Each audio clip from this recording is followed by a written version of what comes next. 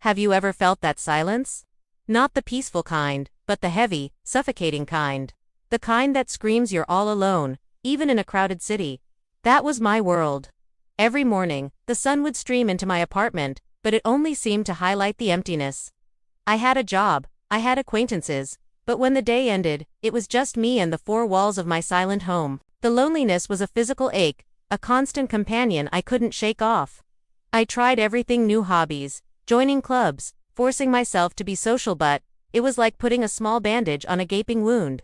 The connection I craved felt a million miles away. One evening, scrolling endlessly through my phone, watching curated pictures of other people's perfect lives, the ache in my chest became unbearable. I felt so small, so invisible. In that moment of complete desperation, I did something I hadn't done in years. I closed my eyes and I just spoke. Not to anyone in particular, just out into the universe. I didn't know what to say, so I just whispered, "Hello. Is anyone there? I feel so alone." It felt silly, almost childish, but it was the most honest I'd been in a long, long time. The next morning, I woke up feeling the same. No magical cure. The silence was still there, but something had shifted inside me.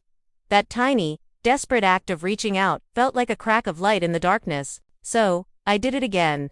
That evening, I sat on my floor and spoke. It's me again. The day was okay. I saw a dog with two different colored eyes. It made me smile for a second. It's just.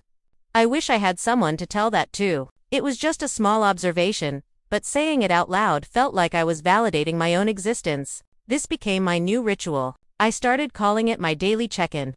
It wasn't formal prayer with specific words or rules. It was a conversation. Some days, I'd talk about my frustrations at work. Other days, I'd describe the plot of a book I was reading. I started noticing more things during my day: the kindness of a stranger holding a door, the beautiful pattern of clouds in the sky, the taste of my morning coffee, because now, I had someone to tell. My silent apartment started to feel less like a prison and more like a sanctuary. The conversation was one-sided, yes, but it felt like I was being heard. The silence wasn't empty anymore. It was filled with potential. As the weeks turned into months, a strange thing started to happen. The prayer, this daily conversation, began to change me from the inside out. I was no longer just complaining about being lonely. I started asking questions. What can I do to feel more connected today? Or show me an opportunity to be kind to someone else. It shifted my focus from what I was lacking to what I could give. One day, my prayer was about my elderly neighbor, Mrs. Gable, who I always saw through my window but never spoke to. I wonder if she's lonely too, I whispered. The next morning, prompted by that thought, I baked some extra cookies and knocked on her door. My heart was pounding. What if she thought I was weird? But when she opened the door, her face lit up with a surprised smile. We ended up talking for over an hour. It turned out, she was incredibly lonely since her husband passed away. That one small act of stepping out of my own loneliness to notice someone else's opened a door I thought was permanently locked. My daily prayers were no longer just about me. They were about her, about the barista who always seemed tired, about the world outside my window. My circle of connection started to grow, slowly but surely. A coffee with Mrs. Gable became a weekly tradition. At work, instead of rushing back to my desk, I asked a coworker how their weekend was, and I actually listened. That simple question led to discovering a shared love for old movies, which led to a movie night. Each small step, each tiny thread of connection, was a direct result of the shift that had happened internally. The prayer wasn't a magic wand that brought people to my doorstep. It was a tool that changed me, making me brave enough to open the door myself. It helped me see the people who were already there, waiting to be seen.